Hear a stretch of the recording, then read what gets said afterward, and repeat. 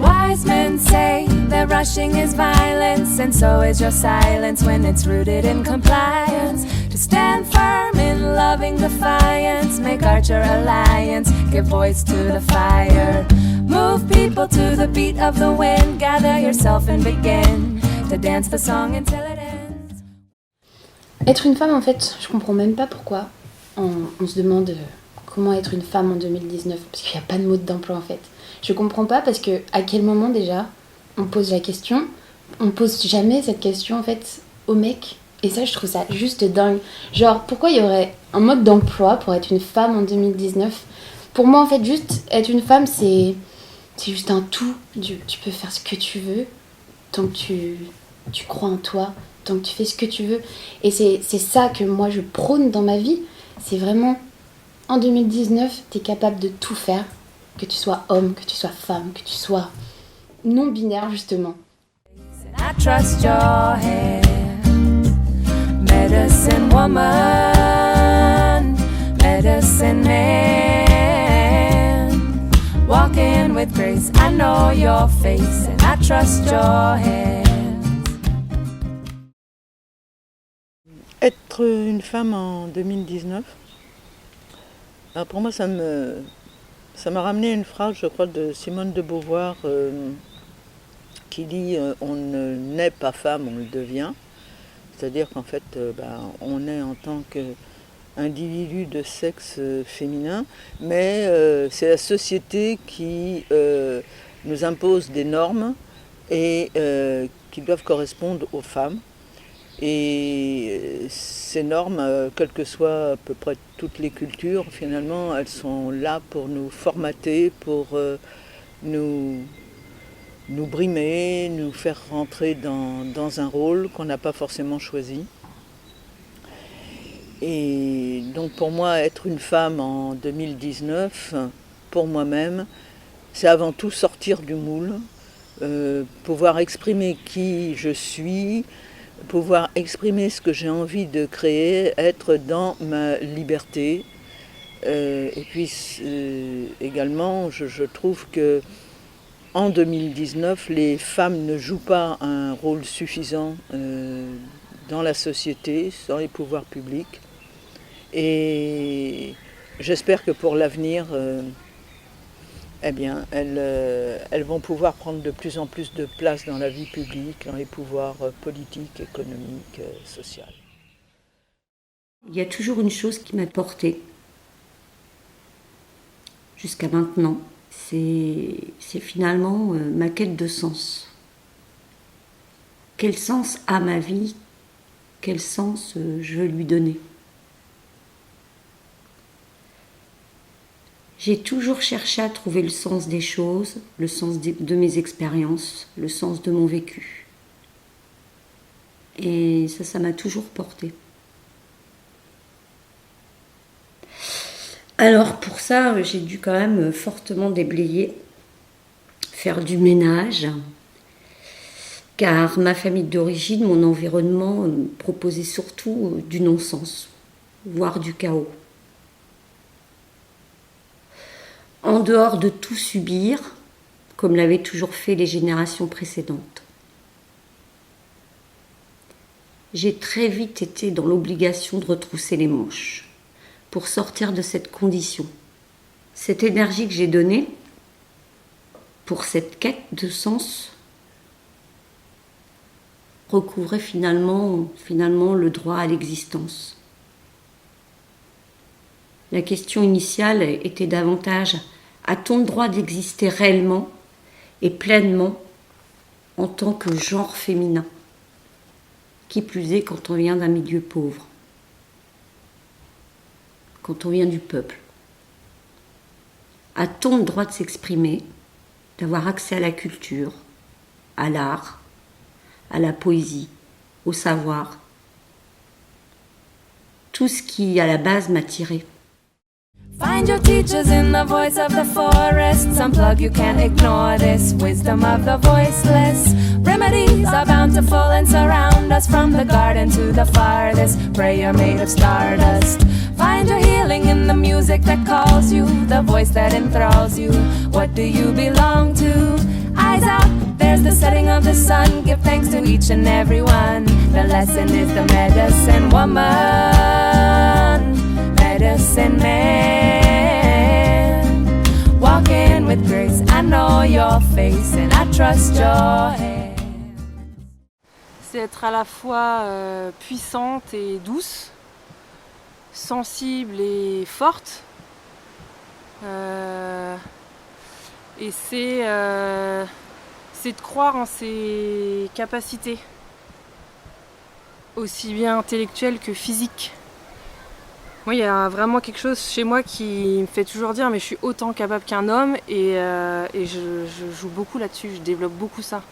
Je suis capable de couper du bois comme un mec, je suis capable de tout faire comme un mec en fait. C'est pas parce que je suis une fille quoi, c'est pas parce que je suis une femme que je peux pas le faire. Et je pense que aujourd'hui la tendance c'est plutôt de dire aux femmes qu'elles sont fragiles, elles sont faibles, elles sont petites et qu'elles ont besoin d'un homme pour se blottir, pour être protégées. Et moi je suis pas du tout d'accord avec ça. Voilà, donc c'est ma vision. Je vais faire une petite démo de coupage de bois. Sinon, Franck, t'as pas une tronçonneuse?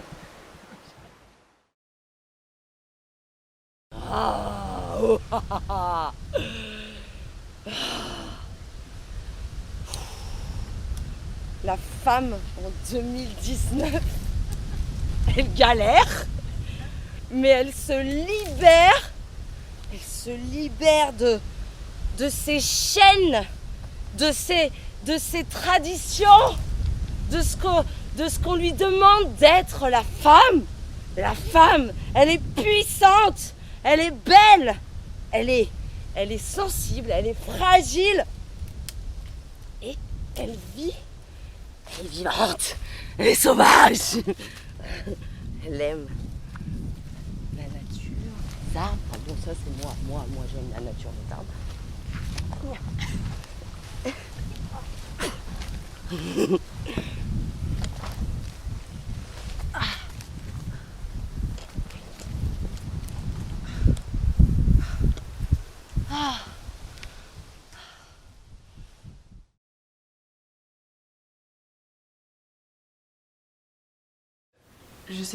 Je sais pas vraiment ce que c'est être une femme et je sais pas vraiment si j'ai envie de le savoir. En fait, je pense que finalement, ce qui est important, c'est ce qu'on vit. Les gens me disent de mes mots. Pour une fille belle, t'es pas si bête. Pour une fille drôle, t'es pas si laide. Tes parents et ton frère, ça aide. Oh, tu parles de moi. C'est quoi ton problème? J'ai écrit rien que pour toi, le plus beau des poèmes. Laisse-moi te chanter, allez te faire. Je serai poli pour la télé, mais va te faire. Balance ton corps.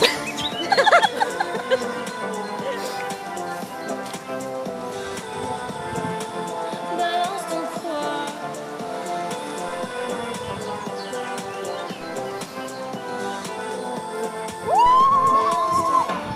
Un jour peut-être ça changera. Y'a plus de respect dans la rue. Tu sais très bien quand t'abuses. Balance ton quoi. Balance ton quoi. Voilà.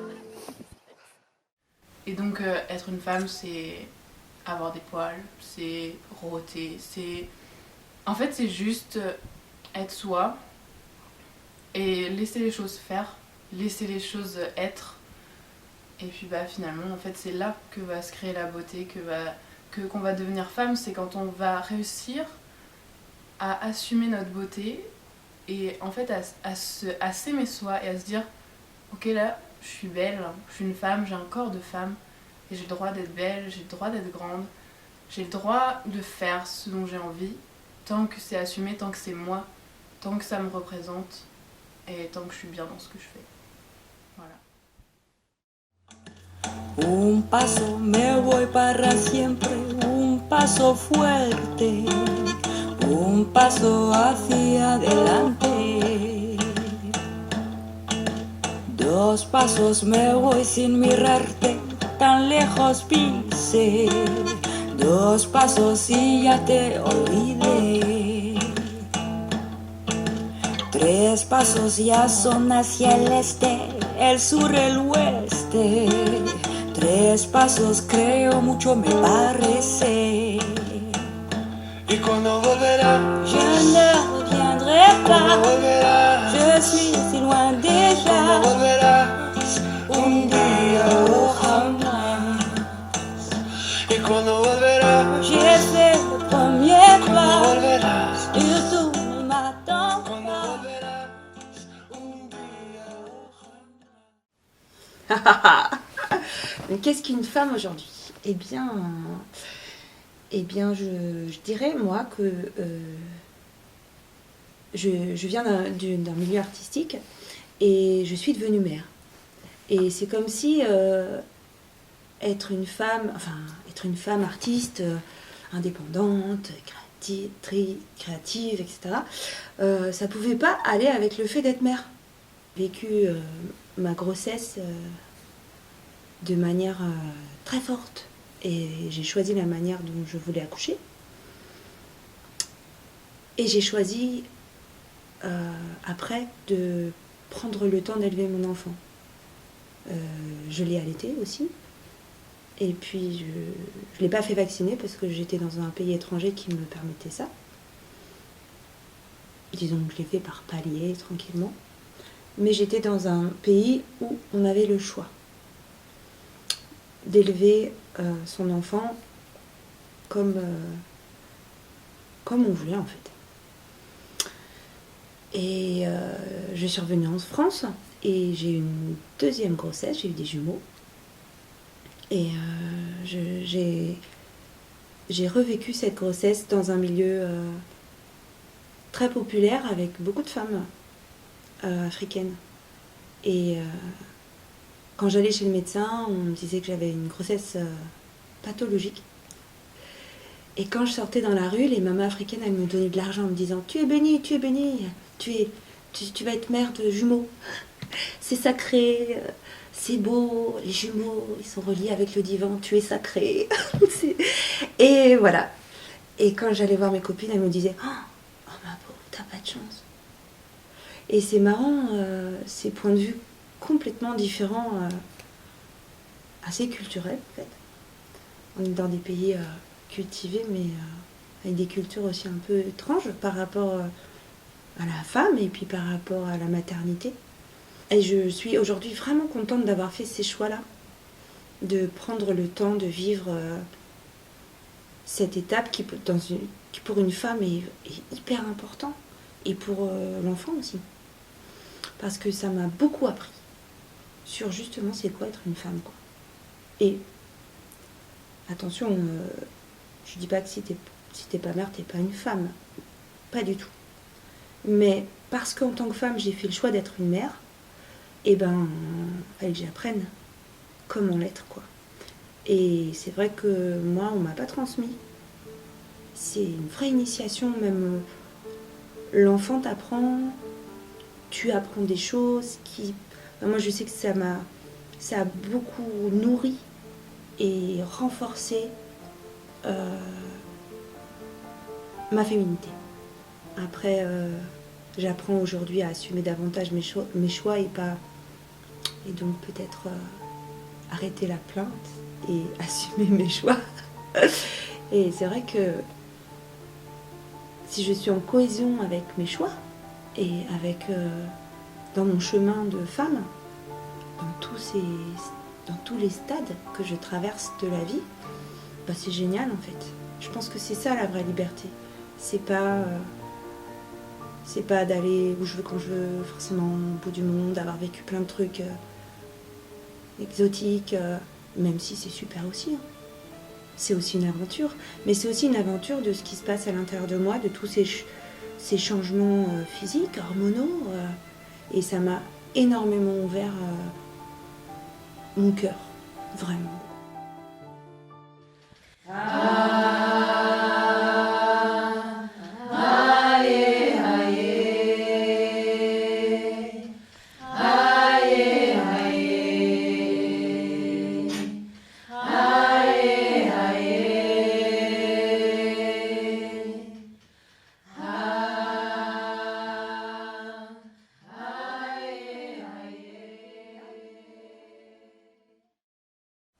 Être femme en 2019. Déjà, tout de suite, la question m'est venue de être humaine, en fait, en 2019. J'habite la Terre. Et pour moi, c'est avoir la voix, avoir la parole, avoir la chance d'avoir la parole, d'être née en Occident. Voilà. Donc je pense à toutes ces femmes dans le monde qui n'ont pas la parole, quand tout de suite cette thématique me vient, d'être femme. Et pour moi, c'est pouvoir me déplacer librement, pouvoir avoir la parole sans forcément dire un truc intelligent, choisir ma sexualité, choisir comment j'élève mes enfants, choisir le monde dans lequel j'habite. Et c'est ça. Et que ça soit simple. En fait, c'est ça. Je rejoins la question des... Pourquoi on se pose la question? Juste, je suis là. Et c'est tout. Voilà.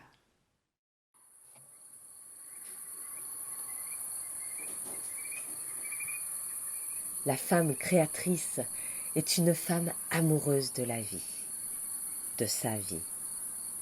Elle va créer la magie dans les actes les plus simples de son quotidien. La créative se laisse traverser par l'élan de vie. Elle accepte de se laisser traverser. Elle agit par instinct, elle sent, elle ressent. Elle écoute son intuition, puis elle pose des actes.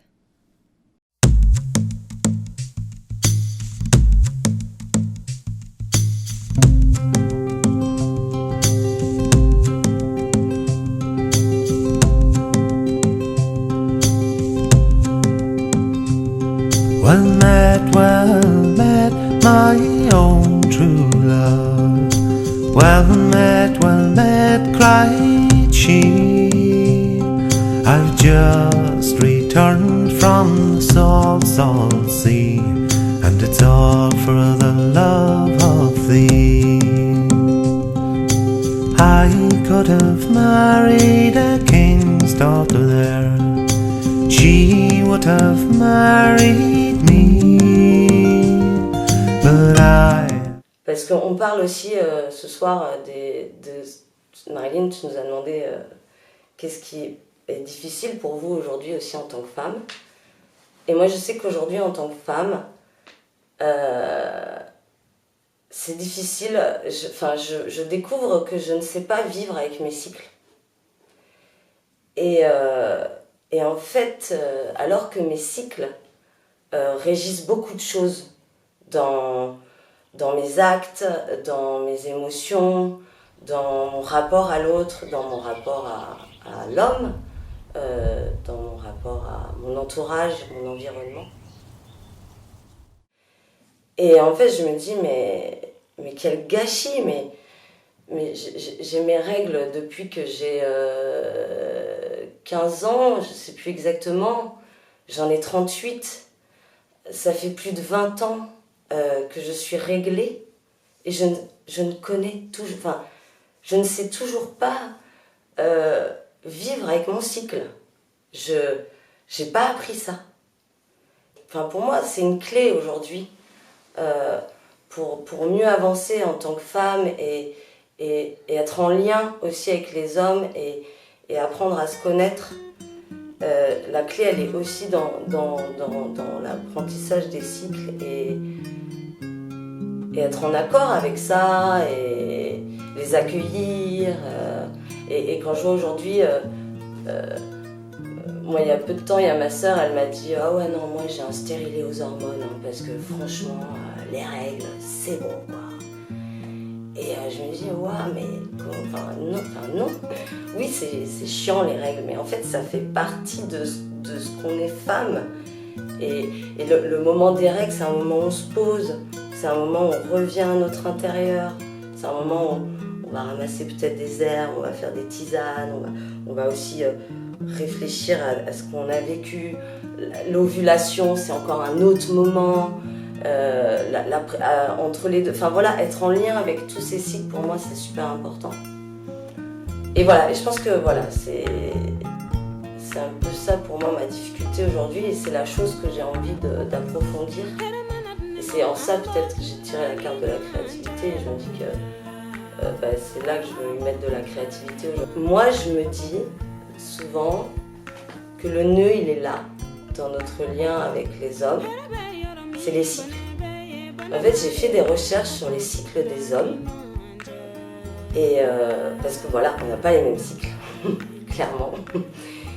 Et j'aimerais que les hommes, au moins une fois dans leur vie, puissent vivre le cycle d'une femme.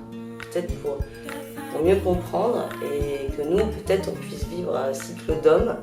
Que d'ailleurs, je ne sais pas ce que c'est. Dans les peu de recherches que j'ai fait, les peu de choses que j'ai trouvées, c'est les hommes, ils ont une montée au printemps. La testostérone. Voilà, bon, ok. Donc ça veut dire quoi? Il y a un cycle tous les 6 mois. Voilà, comparé à notre cycle de tous les mois qui fait ça. Voilà, l'autre jour, on délirait avec les copines et on disait, voilà, les hommes, leur cycle, c'est plus comme ça. Et puis nous, ça fait ça. Et des fois on se croise, ouais, et là c'est super quand on se croise et puis ça monte, puis on se recroise, puis ça... Voilà, bon, je sais pas, mais... En tout cas, pour moi, il y a je sais pas, il y a un truc que j'aimerais un peu plus explorer là-dedans, je sais pas comment, je sais pas ce que c'est, mais... Voilà, ces histoires de cycle de l'homme, de cycle de la femme, et je me dis que ça peut être une clé pour être plus en lien, se comprendre... avancer ensemble. Voilà, parce que moi j'aime les hommes profondément. Je veux qu'ils soient dans ma vie, c'est important. Et je veux pouvoir être en lien profond avec eux, comme tu disais Anne-Marie. C'est important. Et voilà, comment... Ma quête, c'est plus ça. Comment on va fonctionner ensemble, quoi.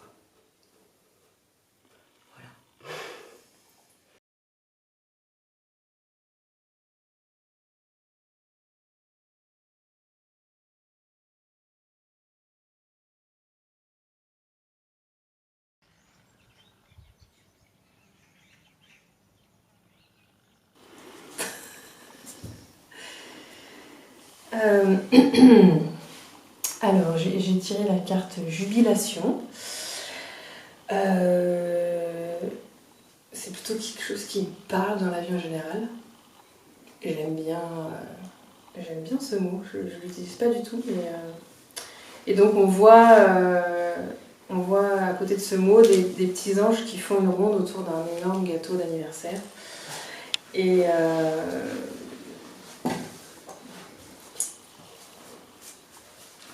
oui, on peut dire que c'est quelque chose qui peut me ressembler. Je suis quelqu'un qui aime bien jouir de la vie en général. Et enfin, ce dont moi j'ai envie de parler aujourd'hui en tant que femme, c'est le fait d'avoir 39 ans depuis quelques semaines et de ne pas avoir d'enfant. Et d'être en relation avec une femme. Donc ça complique un peu les choses. Et dans la société aujourd'hui, quand on n'a pas d'enfant, c'est... Enfin, en tout cas, moi, l'image que j'ai, c'est un peu... on n'est pas forcément une femme accomplie. Moi, j'ai la sensation qu'il me manque quelque chose. Et j'ai aussi très envie de vivre l'expérience de la grossesse, de vivre l'expérience de l'accouchement, de vivre l'expérience d'élever un enfant, de savoir qui c'est, qui ça va être, comment il va être, qu'est-ce qu'on va pouvoir partager ensemble, qu'est-ce qu'on va pouvoir faire ensemble, qu'est-ce qu'il va m'apprendre, parce que je sais qu'il va m'apprendre plein de choses. Et Voilà, aujourd'hui, la jubilation, ce serait ça. Ce serait de pouvoir tomber enceinte, tout simplement. Voilà, j'ai rien d'autre à dire. Je crois que je vais m'arrêter là.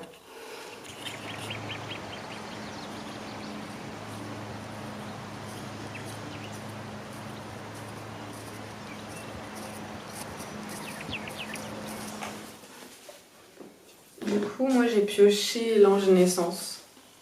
Et en fait, sur la photo, c'est une femme qui tient un bébé. Du coup, c'est un peu bizarre parce que moi j'ai 19 ans, donc j'ai pas envie d'avoir un bébé maintenant.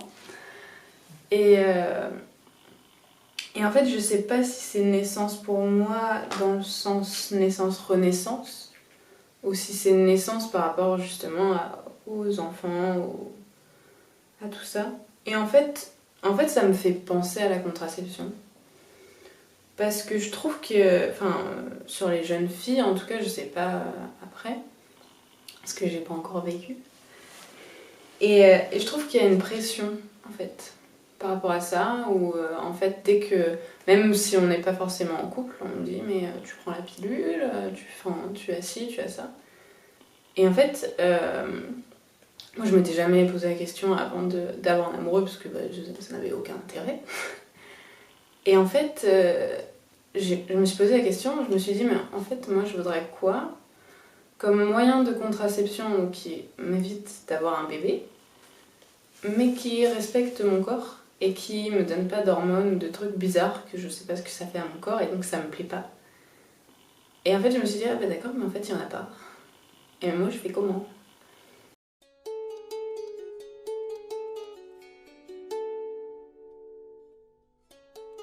La femme créatrice se laisse traverser par le grand souffle de la vie.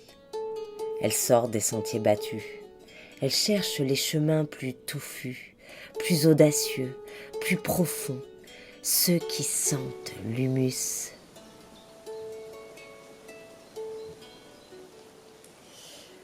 Donc moi j'ai tiré la sagesse et je suis très touchée par cette carte et en même temps je crois que je vais pas pouvoir la prendre pour moi. C'est comme un truc de genre quand je serai plus vieille ou je sais pas, c'est un peu trop beau. Et du coup, j'ai le cœur qui va super vite. Je crois que j'ai envie de la prendre en fait pour les femmes, ou si je reste sur la question de qu'est-ce qui m'empêche d'être femme, je pense qu'il y a toute l'absurdité en fait des mâles qui nous gouvernent, enfin des gens quoi, que j'ai l'impression que c'est plus masculin. Et que le petit ange là, c'est une femme, c'est sûr, tient une petite torche quoi, sur les montagnes. Et j'ai vraiment l'impression que... Ouais, ce que je pourrais attribuer d'une qualité féminine, la sagesse, pourrait éclairer ou soutenir en fait le monde qui est en marche. Et je crois qu'aujourd'hui je suis empêchée par ça, ouais. Enfin, j'ai l'impression comme si je vois tout ce qui va pas et j'ai l'impression que tout le monde peut être lucide là-dessus et qu'en fait ça continue quoi. Et d'aller dans le mur, c'est quelque chose qui me rend triste, en colère. Ouais. Et en même temps, je crois beaucoup en fait à cette force des femmes qui sont pour moi au plus proche du vivant. Et je crois aussi beaucoup avec les passerelles avec les hommes, parce que je sais que les hommes qui arrivent, ils sont en chemin aussi avec ça. Et voilà, d'être la sagesse versus l'absurdité.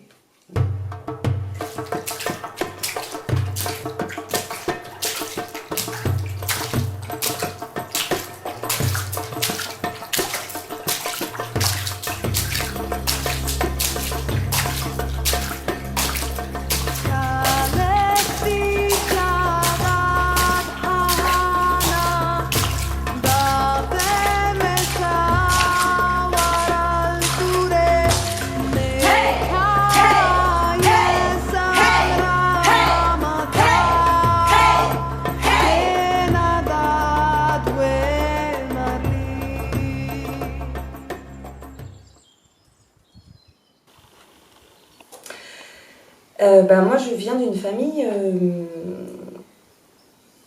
très religieuse, très pieuse, des deux côtés de mes parents. Mon père, il était religieux d'ailleurs, il est parti des ordres. Ma mère, elle aurait pu être religieuse. Sa meilleure amie était religieuse. Et donc, j'ai été élevée malgré... dans ma génération, c'était pas courant, mais avec beaucoup de spiritualité et de pratique. Et mes parents, c'est vraiment le socle de leur vie, c'est la religion, c'est la prière, la spiritualité chrétienne, catholique.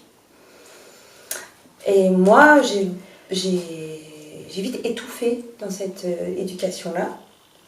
Je me suis positionnée quand j'ai dû faire ce qu'on appelle la confirmation, ça veut dire qu'on confirme qu'on croit. Là, j'ai décliné. Ça a été difficile à accepter pour mes parents. Et petit à petit, je me suis détachée de la religion, mais j'en ai eu les héritages au niveau de mon comportement, de mon éducation, qui ont été fort imprégnés en moi. Et je dirais que ce qui m'a fait mal, ce qui est dur encore aujourd'hui, hein, je combat tous les jours avec ça, c'est en fait, j'ai été élevée pour être au service de quelque chose de plus grand. D'abord, je devais m'occuper des autres. Et voilà, des autres. Et en tant que femme encore plus, avec le côté très serviable, d'être gentille, aidante, etc. Et aujourd'hui, mon défi, c'est de faire... c'est de rester connectée à moi-même, en fait. Voilà. Parce que là-dedans, j'étais tellement dans les autres que je me perdais. J'avais plus de lien à moi-même, en fait. Donc, petit à petit, j'ai appris à créer ce lien avec moi-même, à rester ancrée, et puis à m'autoriser à me demander ce que j'en pense. Et est-ce que j'ai envie? Est-ce que ça fait trop? Est-ce que ces personnes pour qui j'œuvre sont bienveillantes aussi à mon égard? Et j'ai manqué beaucoup de bienveillance à mon égard aussi.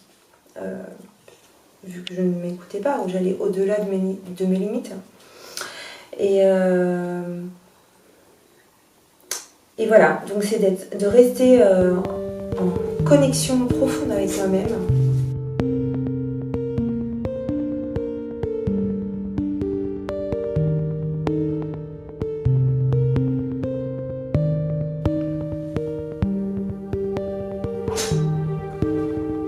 Et de ne pas avoir peur de la spiritualité, mais d'une spiritualité peut-être plus simple, plus ancrée, plus naturelle, sans le formalisme d'une religion ou d'un organisme extérieur. D'accepter la profondeur de mon existence et la connexion profonde à moi-même. Voilà, je pense que cette bienveillance que je peux m'accorder, elle rayonnera sur les autres.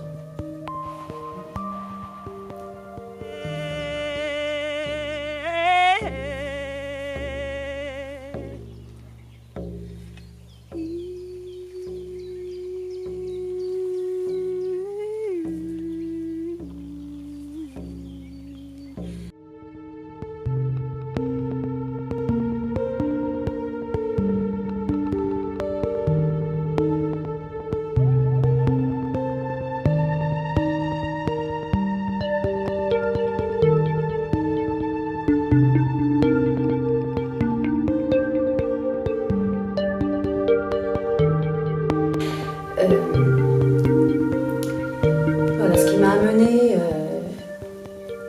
vers la danse.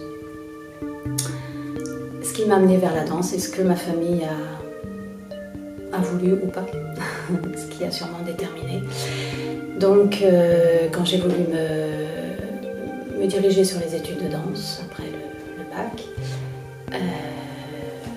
mes parents se sont fortement confrontés et même ma mère m'a dit après qu'il fallait divorcer parce que tout simplement elle me soutenait pour me donner tout son accord pour que je puisse faire une école de danse puisque c'était ma passion, mon désir et voilà, c'était pour moi une évidence.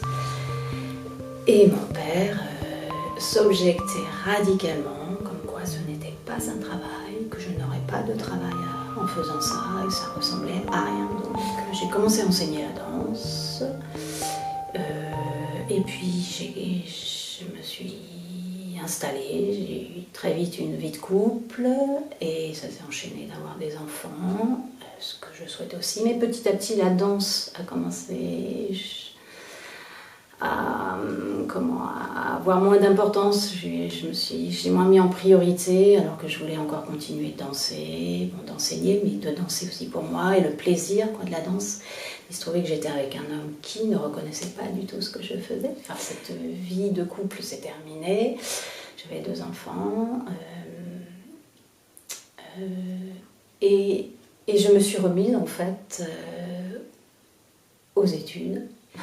Et puis, quelques temps après, j'ai pu enfin rencontrer un homme qui reconnaissait vraiment ce que je faisais et où j'ai pu cheminer quelques années et même beaucoup plus d'années et refaire une nouvelle aussi parcours de vie avec un nouvel enfant et beaucoup d'épanouissement du fait que je pouvais aussi avoir ma propre existence et pouvoir.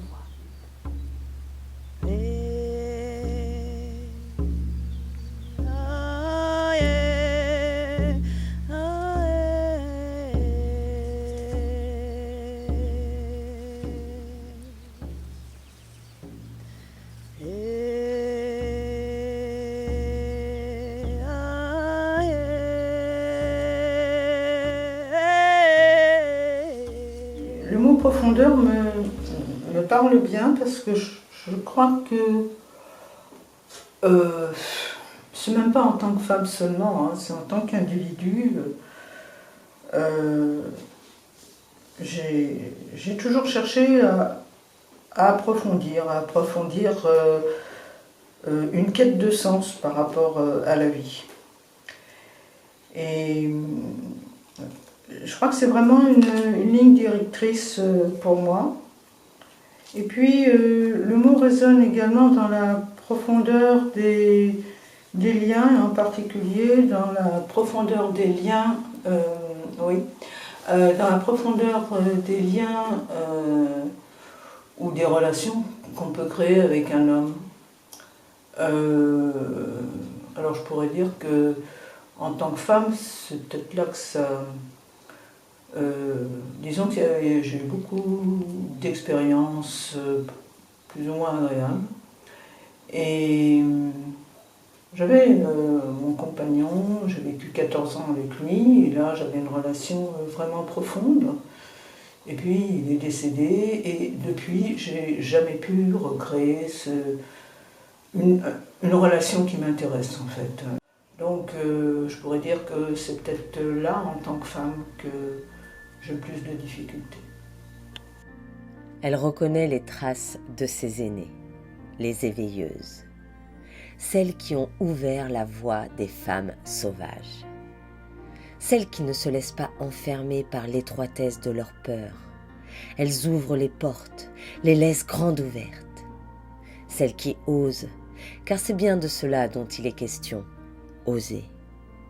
S'autoriser à réveiller ce que chacune porte en elle, la magicienne. Oui, s'autoriser à créer le merveilleux, car la femme créatrice est une artiste de la vie. Elle transforme le monotone, le conventionnel, la grisaille, par son originalité en alerte, vivante et vibrante. Elle redonne de la couleur, elle laisse jaillir son chant. Dans son monde intérieur, elle crée ses rêves pour les offrir à l'univers.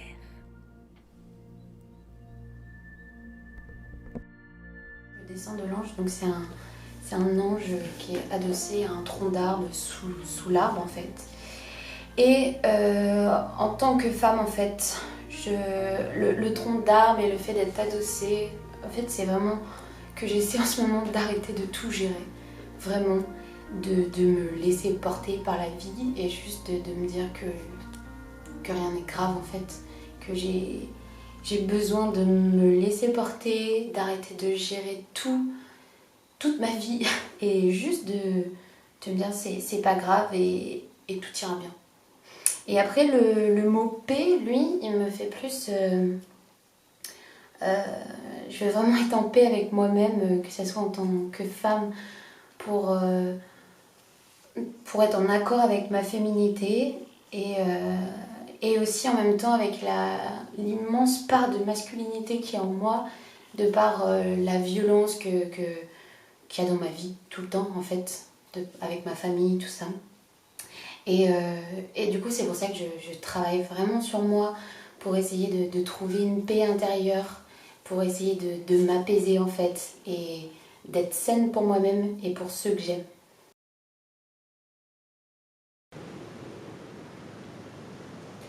C'est en fin de compte la question de l'accès au savoir alors de la femme.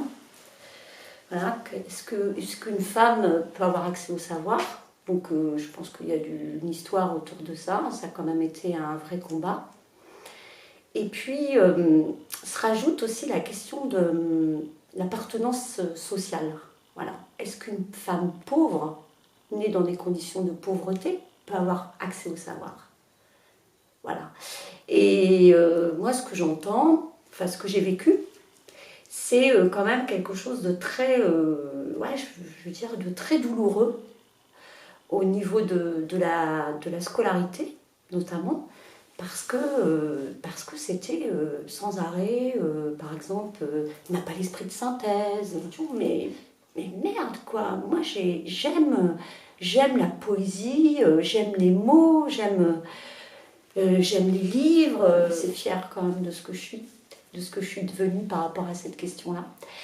Parce que j'ai arrêté ma scolarité, j'ai fait 6 mois de 3e en MFR, maison familiale rurale, 6 mois, et je suis partie à 16 ans, j'ai tout plaqué, je suis partie, parce que derrière aussi, il y avait quand même du lourd.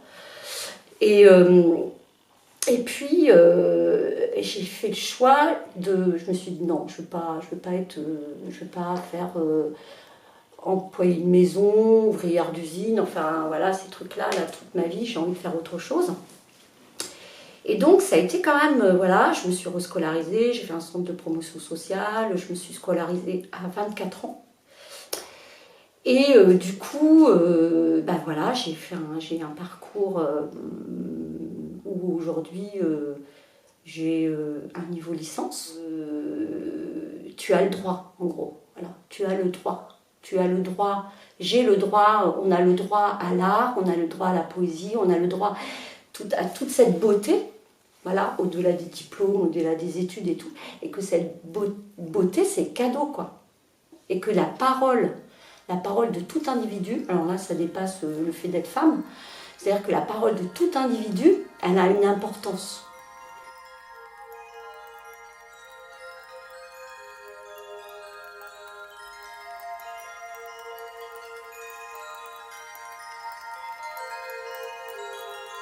L'abondance en tant que femme, et notamment notre capacité à auto-générer notre propre abondance matérielle. Et je me souviens quand j'étais petite, mon frère, qui a 18 mois de plus que moi, il avait le droit à de l'argent de poche. Et moi, j'en avais pas le droit. Et je me souviens, j'avais demandé pourquoi. Et on m'avait dit, toi, t'en as pas besoin. Et j'avais pas trop compris en fait pourquoi j'en avais pas besoin. Et aujourd'hui, mon frère il est manager, il a un très bon poste. Il a beaucoup de patrimoine. Et moi, c'est tout l'inverse. Donc, je trouve que c'est intéressant de l'idée qui est semée dans nos consciences, dès qu'on est petit, de quelle est notre valeur en fait. Et bien malgré tout ça, j'ai créé une entreprise, je suis ma propre patronne. Et il y a eu des moments où ça allait très fort cette activité, et aujourd'hui ça va un peu moins fort. Et je me retrouve du coup, moi j'étais beaucoup à vouloir surtout pas être dépendante d'un homme, et de gagner ma vie avec mon argent, et parce que je pense que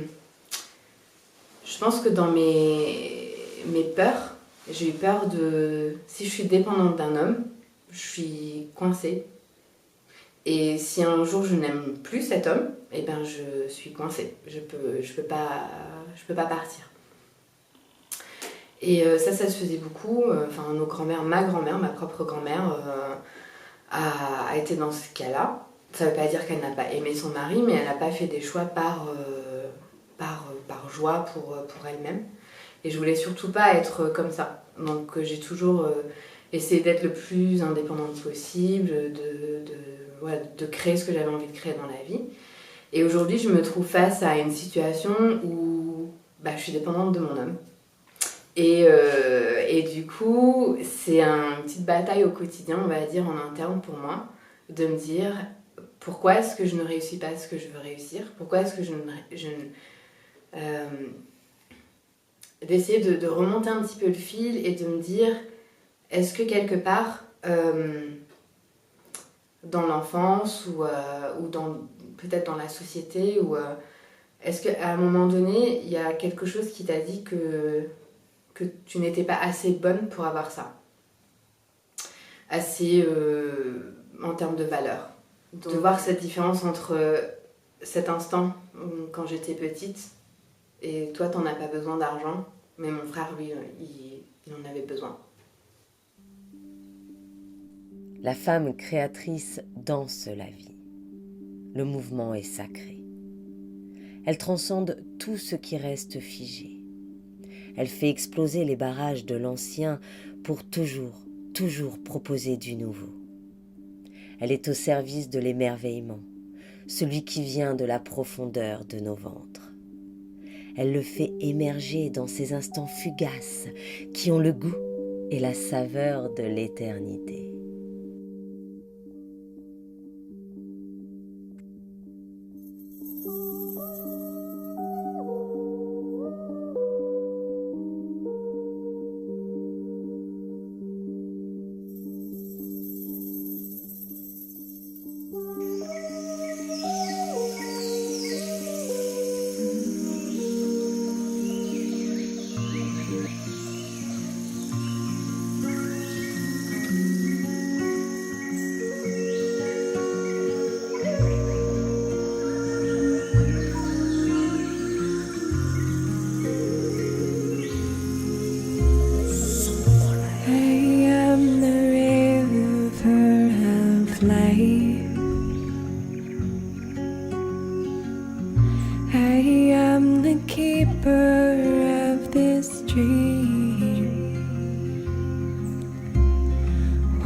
With me, I'll tell you 1,000 stories.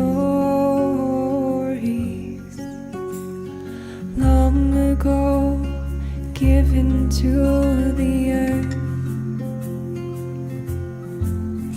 These mountains tall, they are my only walls in this temple where I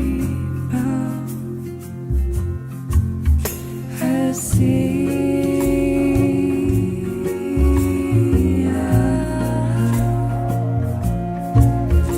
I see.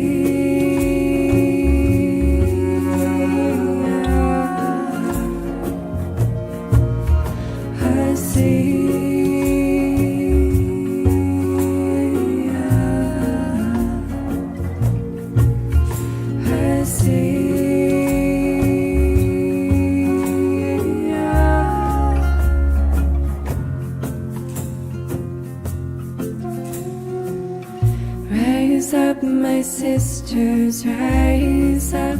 We are the water, the sacred cup. It's in our hands that all life grows. It's in your dance, it's in your hands, it's in your love we rise above.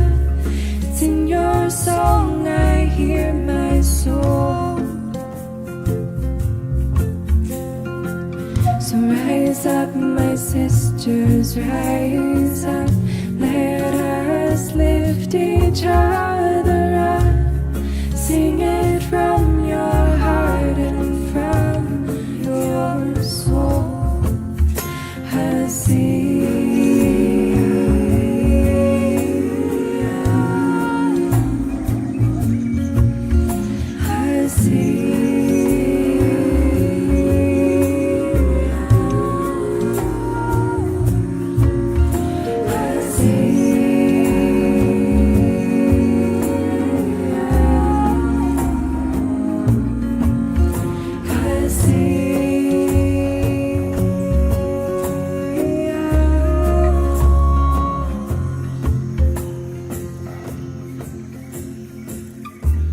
Sun and moon, they shine together. She moves the waters and dances with the heavens. In your eyes I see your eyes. In your eyes I see the giver of this life.